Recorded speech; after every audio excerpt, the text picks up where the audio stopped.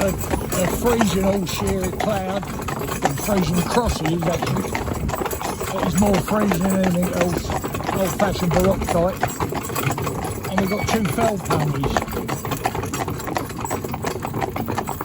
So they both was here. I think this one was here a couple of years ago and this one was the same 2 years ago. And the reason I sent this one home the offside, because we got it in, we got the harness on, we was doing the job, but the horse just wasn't ready. You know, it was very immature. It couldn't handle what we was asking it to deal with. And steady one. And some of them, they are immature. You just not Fell Pony, you could be anything. But just that way. So, all right, mate, you're not going to get the best out of them if they're not enjoying it. So, in an ideal world, you want them to enjoy what you're doing. This is picking the children up from school time. So we always get a bit of an audience with the kids come over, which is a good thing. You know, a lot of motor cars parked out, children calling out and waving and like that. Come on, Dad. Hello! Come on. So my Cloud there, you can see him, big train heels. Come over, Cloud. Cloud, come over, push her over. See, I just tell him to, and he'll come and hold her over for me. Anyway, getting back to what I was saying, so both these fells are the same age, both female. Doesn't it? Keep it going.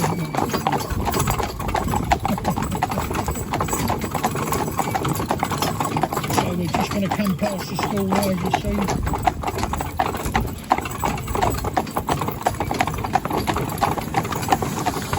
Another baby, like that.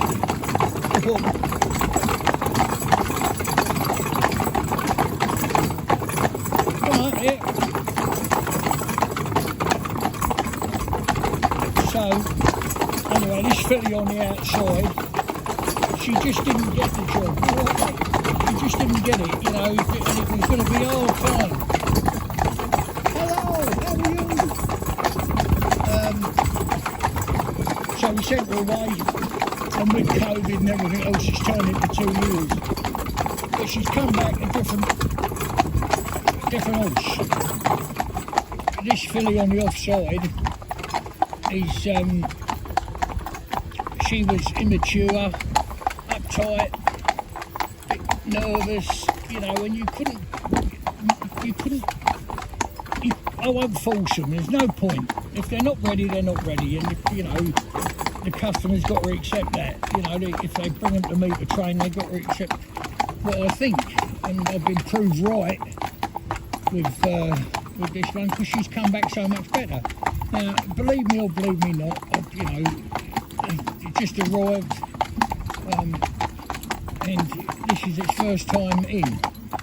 Now, I've put it in a freer breast because I want this pony to be out on that white line. And I want this pony, come up, to see stuff like this on the near side, yeah? So you can see he's coping all right in the gelding. I can push him right over to them, gentle, no reins, rubber bits. Yeah. Cloud, obviously now, although he's not my horse, he's been with me quite a while because the owner had to have some medical problems with shoulder, etc., so couldn't drive him, so he ended up staying here for quite a while, and now he's come back, and the chap very kindly lent him to me, so I've just come back from work with me, you know, my knee, having a knee replacement, so we've been off 10 months altogether, steady babies, but you can see how sensible she's come back. Now, she's got a bit of a swoosh at her toe, she's a little bit funny round her quarters, in the stable more so than outside. Now, Ree, the other trainer, has been dealing with everything that's in, you know, doing the harness, etc. I've not been putting it on. Although I'm, you know, my leg's doing all right, be another month or so before I'm perhaps more stable than I am now, you know. And round the quarters, handling the quarters, touching her, you know, coming up behind her, you just want to be a little bit careful. It could be, I'm not going to argue the point now because it's too early to tell, but it could be the swish of the tail, the way she's going. It could be that this is bringing her into season, being round other horses, you know, the big gelding in the middle there, the other gelding over there. Could be, you know, uptight. When they're uptight, people, if you think of people, when they get uptight, they be able, some go very quiet and withdrawn. Other people are loud and noisy, you know, get excited, get cross, angry. So horses are much the same, so they come back a lot different. So my old cloud here in the middle, he's just, you know, been off and had his break for an hour and a half before we come out again, but you can see he was up with the white horse, you know, with the grey horse, and he's covered in white hairs. So that's that one I'm talking about. So she's coming nice, right? So I'm just going to do something now that I don't do normally. I'm just going to say, come up, babe. And you see the reaction there when I do that. Now you've got to interpret that. What does she mean? What is she saying? Don't you dare do that. Is she saying that? Is it surprise? Is she taking it for anything else? Like, I know this is going to sound silly to a lot of people, but they're very, very sensitive skin horses. If you say, well, how do you mean that? Well, if a fly lands on them, they know, don't they? And they can shake themselves, you know, and that fly's just landed, hasn't actually penetrated their skin yet, but just sitting on them, they can tell. So I'm using the end of this bumping stick we have, you know, with a sponge ball on the end, because I want something a little heavier, just to touch the horse with, yeah, to see what reaction we get, yeah. So when I do, come up, you see that? But there's no lifting of the quarters, etc. So what I should, come over, bud, what I should do is work with that and get her used to that being on. I should get another one of these, because all they are is landricks. We cut the top off, the thong off, and put a ball on the arm.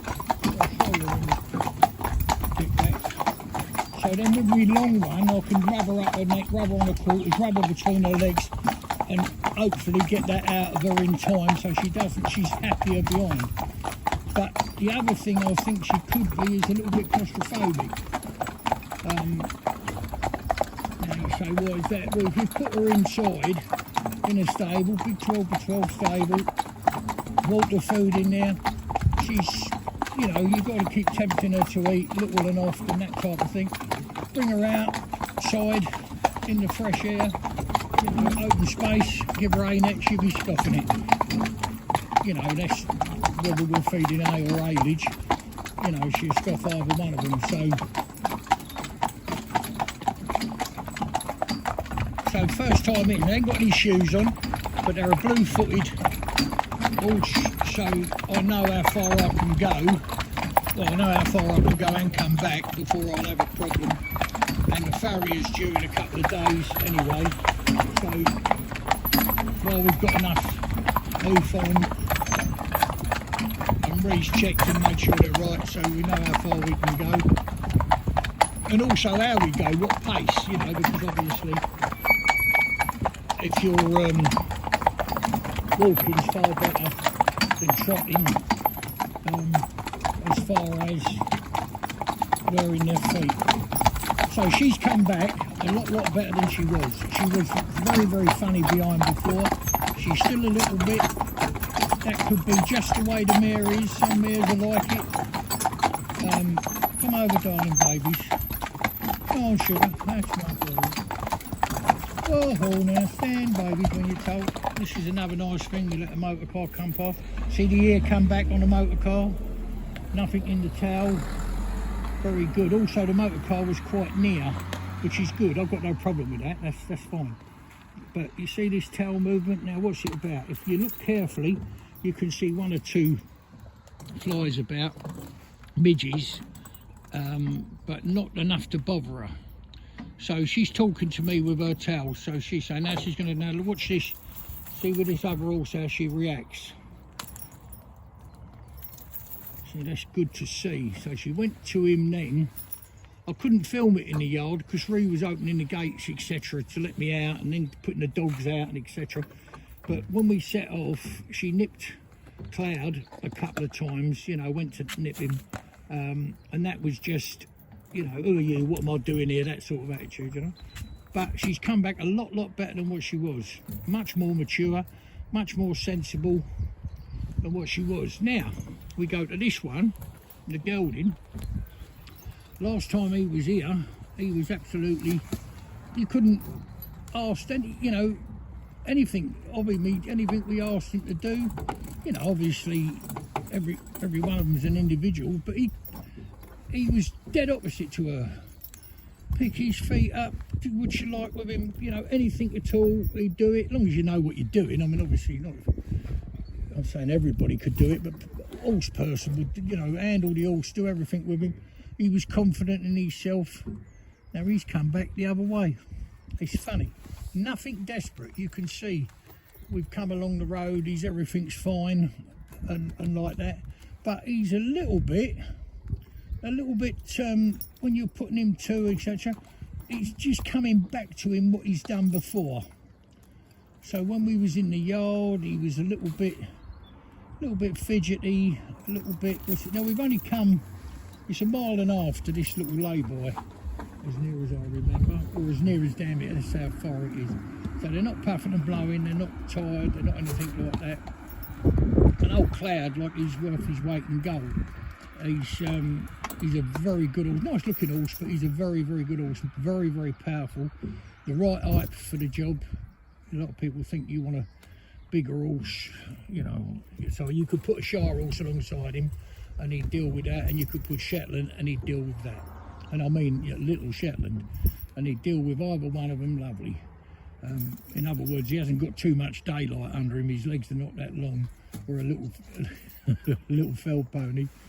With old dear old Rowley, who my best friend that I used to drive all the time, you know, a little Shetland get underneath him, you know. But old Rowley wouldn't, he's good as gold, he wouldn't bother. That was another nice thing. I know I'm talking to you, but constantly all the time I'm looking and reading these horses and seeing how they are, yeah. So you see the way this horse is standing here, yeah, he's halfway through a stride. When we asked her to stop, she's never moved from that position, yeah. I'm going to get a reading off this motor as we come by. And here, that's good. Nothing to worry about there at all, that's good. Yeah, so what I'm going to explain to you about this, because people will ask me, what is the green things for on him? Well, they've got a carabiner on each end, and I'm not saying don't do this at home. I'm definitely not telling you to do what you like, but I'm not telling you to do this, because you want to know what you're doing, and you've got to understand these horses. So that bungee's there for 2-3 reasons. I know that she's going to lay back, this horse. I know that she's going to come back to me, she's going to sit back, so she's got to remember to move forward, etc, right? She's got to remember to come right and left. So I want the traces up out the way. Now you say, well, that's what you've got trace carriers for. You know, I do understand that, but I just want to lift them traces a bit higher than they would be, so that if being a bit funny round her quarters, she decided to just lift her bum up and, you know, maybe want a buck or something like that, we're cutting down the risk. So as her quarters rise, she obviously lifts up the traces with her at the same time. Whereas if she'd come up and put a little buck in, she could have the trace up between her legs, which wouldn't be life, you know, life and death, or worry me to that extent. But where would be the point? There's no gain in that happening. You know, we'd undo her, we'd quick releases, take it out. Rhea would be down there in a second and it'd be sorted. But you see, I asked her to stand and she stood like that. Now that is uncomfortable. You've got to be uncomfortable, but I've asked her to stand and all she's done is move her head around. Now I'm not entitled to say anything to her really, because she's done what I want, but what I'm going to do now is just ask her back. Come back, babies, come back. She'll put her foot comfortable and tell her to stand again, and they all stand there, lovely. So this little fella over here, he's come back certainly not bad, but there's a difference in him. In a couple of years he's gone backwards a little bit. Nothing wrong with that. They're all individuals. We cannot treat them the same. They write books on how to break horse. And I've been offered a lot of money, you know, from a guy, a man in America, wanted to give me, oh, I don't know, in the tens of thousands of dollars to, you know, write a book, and he'd get it hardbacked and all that. It's a load of, I wouldn't do it because it's a load of nonsense. Because every horse is an individual, and you've got to look at them like. That's why I sent that one home. Yeah, that's why I said to send this one home. This one went for different circumstances. Its teeth was a problem, and it's going to be 3 or 4 weeks, I think, before we get the teeth right. So I said, just, well, you know, it's only 3-year-old. I said, just take it home, turn it out. And then of course we had all the COVID and everything else going on. Then I had a knee replacement, that was 6 months. So, hey, pack up, that'll do, stand still. So I changed the tone of my voice. I don't want this pony putting his head down between that chain and that pole. Not that we don't use, we've only got rubber bits in, loose rings, so the ring runs through the bit loosely. There's no cantilever in any shape or form. I mean, while we're talking about it, if you look at this horse in the middle, he's got a Liverpool in, but he's got a rubber Liverpool. And the only reason he's got that, if you look at our other 2 horses here, they both got cheek guards on, green cheek guards. You know, every horse that comes here has them on. The reason being, because we use a loose rubber ring and a rubber bit, it's very easy to pull that ring into their mouth. You know, if you're pulling left or right, you could pull the ring on the opposite side of their mouth into their mouth and hurt them for no reason. So we put a rubber guard on.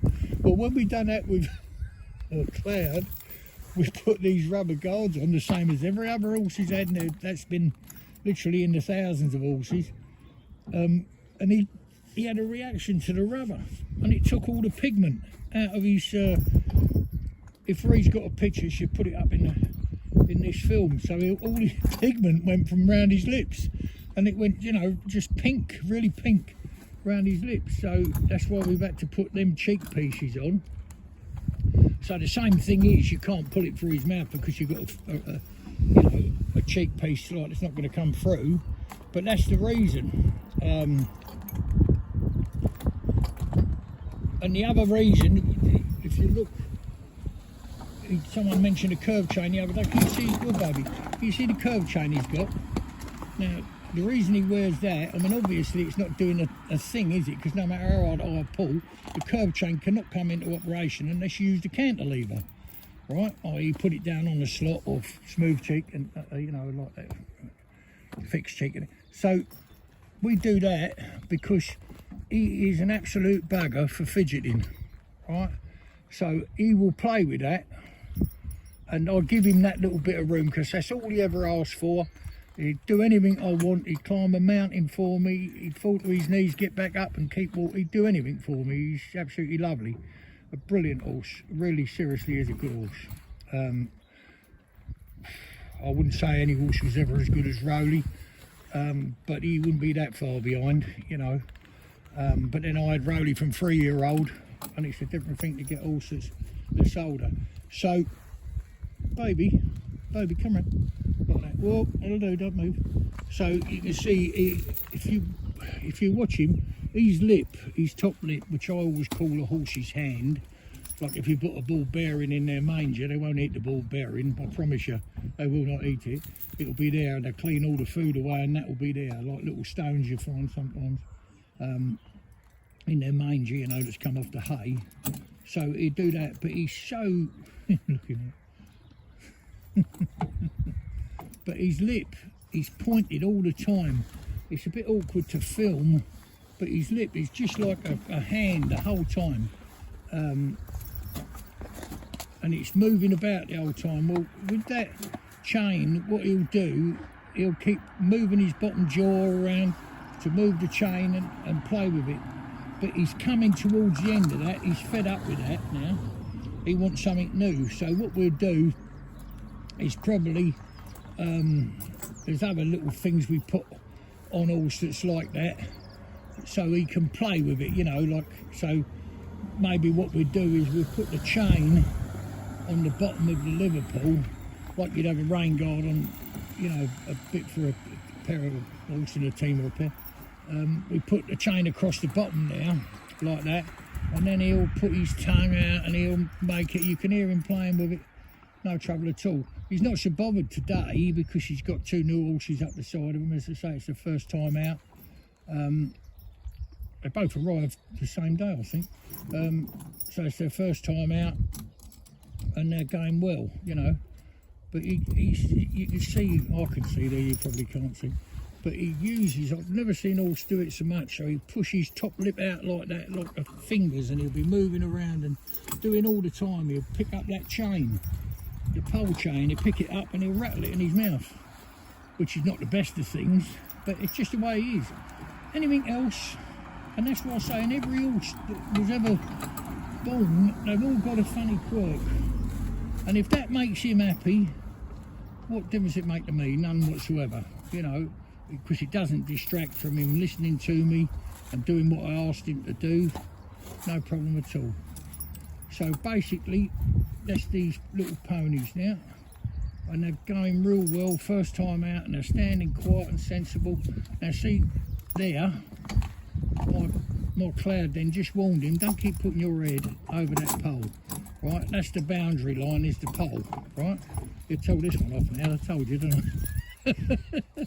Soon as I put that horse in, you stay over there, you stay over there. But that's just the way you like, but he's been with me a couple of years now, coming up, and he's a good horse, a nice horse.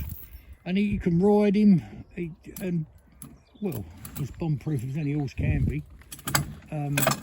See there, he's doing that all the time. And the other thing is, if you're interested in horses and you want to learn, I mean, I'll sit here and, you know, you think to yourself, you've got a good idea of what's going on. See him pick that rein up, look. Now he knows he's not to do that. You know, he's not to pick the rein up, because next thing he do, he's chewing it. So he knows he's not to do that.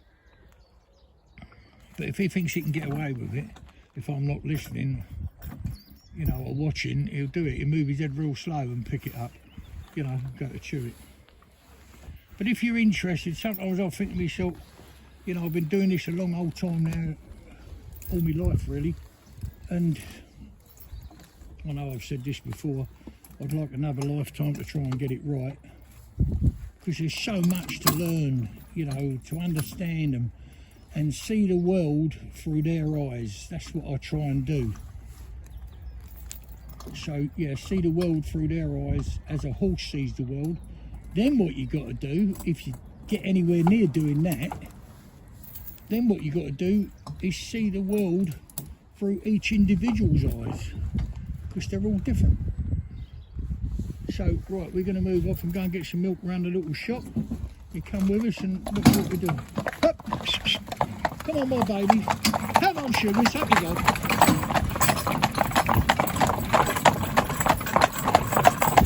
See that there? Like my little filly. You do! So I tell her off. Change the tone of my voice. That'll do. Tricks when they're told. Change the tone of my voice. Just like with a child. You do! Hey! You do! Now if you look at the rein, it's going to the outside of it. It's very slack. Yeah, can you see it compared with all the other reins? And the reason we've done that is so she can get to his neck. Yeah?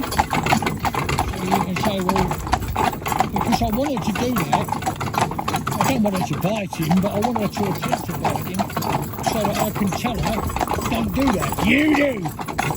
You do! So she learns that is not acceptable. And so, well, you could do that with the bit. Well, of course you could, I know that. But that's not a course, when you get back in the yard and you undo that billet, you don't want to swing around and bite him in the neck then, does she? You know what I mean? It's no good. So you've got to listen to me. Well, that's the plan. Get her to listen to me and, you know, do what I asked her to do.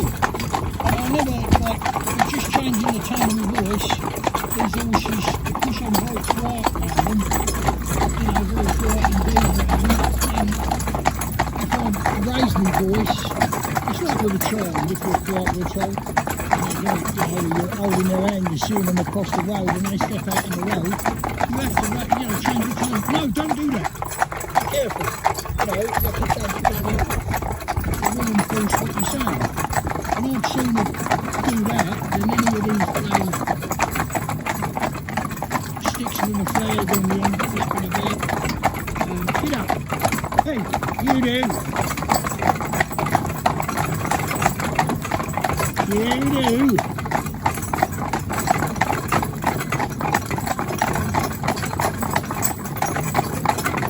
That's alright, that's good. And the other thing is, when you're concentrating on this food, you still got to think about your horse on the inside and give him some things to think about. You know, so when we get round this bend here, obviously we know these roads like the back of our hand because we travel in them. People don't realise that in the winter time, only sort of 8 o'clock before it's light and 4 o'clock it gets dark. So we've got this drainer right here, see?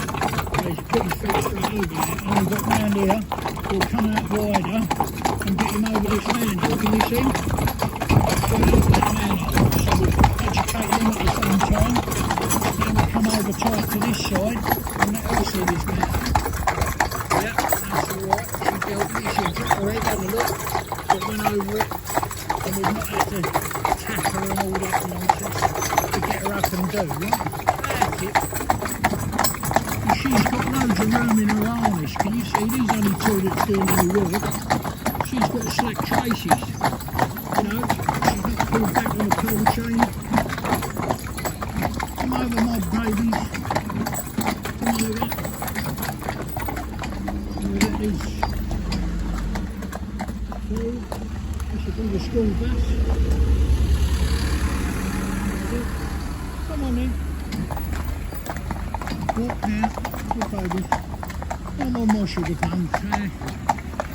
Very good baby.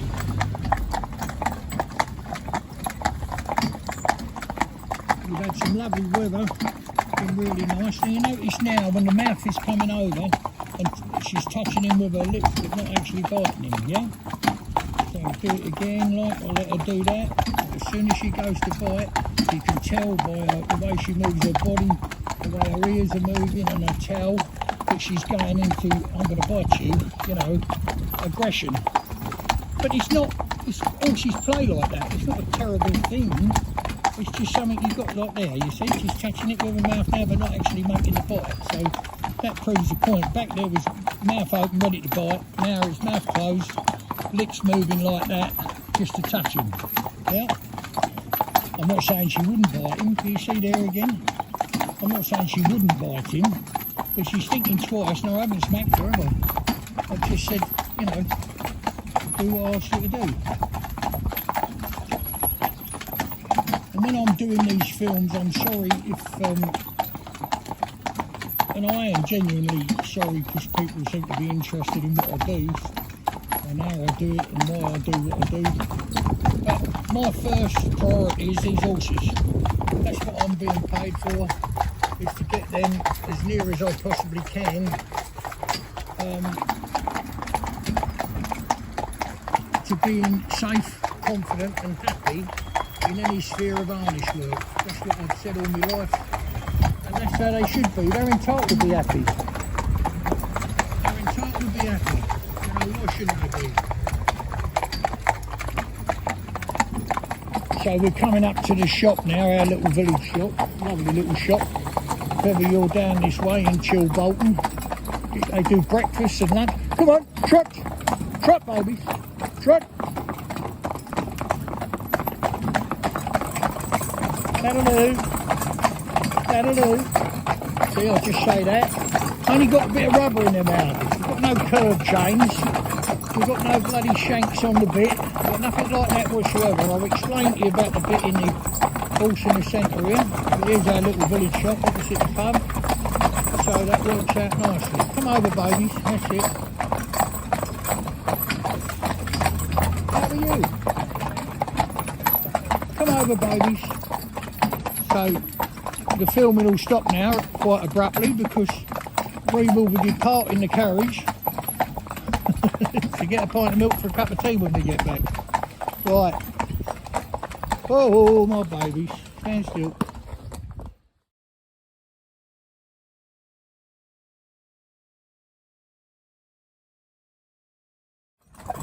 So just to recap, we've got the milk, we're on our way back now. So the near side horse, as I say, he done everything he was asked and everything like that, but he had trouble with his teeth. Now, he had his caps coming off of his molars. So obviously they shed them off the top, the same as a baby losing his teeth. But what happened with him, he had trouble shedding them. And we're going to put a little bit of film up to show you one of the caps and what it was like. And they, because the food was jammed behind them, it was, you know, smelt really bad, which obviously weren't nice in his mouth. So therefore he'd be, you know, trying to get it out free and everything. So, you know, he had one actually drop out in the yard. You know, fell out of his mouth, which is the, you know, the one I'll show you in this little bit of film. So he was immature because he was 3 years old. So that was him really, so that's the reason he went home, and it was supposed to be just for the winter, but of course after the winter there was the COVID started, and then everything else, it's ended up 2 years. So to come back and go straight back in, as they have, is lovely. Now this one was the other side of the story, where she had the body was all right, all there really, although she's grown a lot, she has grown a lot, but the body structure was there, you know, you could see it was going to make a nice Fell Pony, you know, the shoulders were wide enough, etc., legs apart, you know, one on each corner if you like, as people say. But she was just a little bit, perhaps mentally immature, where he was mentally all right, but his caps were coming off. Now the thing is, they can make horses' mouth sore, because obviously they're rough. If you ever see a cap, they rub on the inside of the gum, on the, you know, on the inside of the cheek, I should say, and had food impact underneath. So that's the reason they went home. But to come back after 2 years, which is more or less 2 years to the day, to the month anyway, and to come back and go straight in like this is very pleasing. And I'm not claiming any victories, but if they're done, the basis work is done correctly, and you get them to the right standard, it enables you to be able to do this.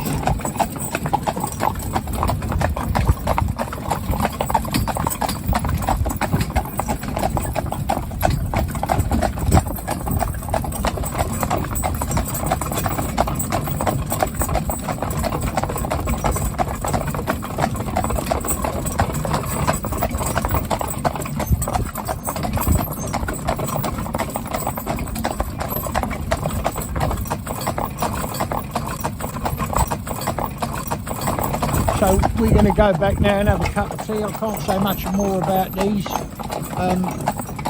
Hope you enjoy it, and if you like, you know, press the like button on it and subscribe, and then we'll let you know when other videos come up.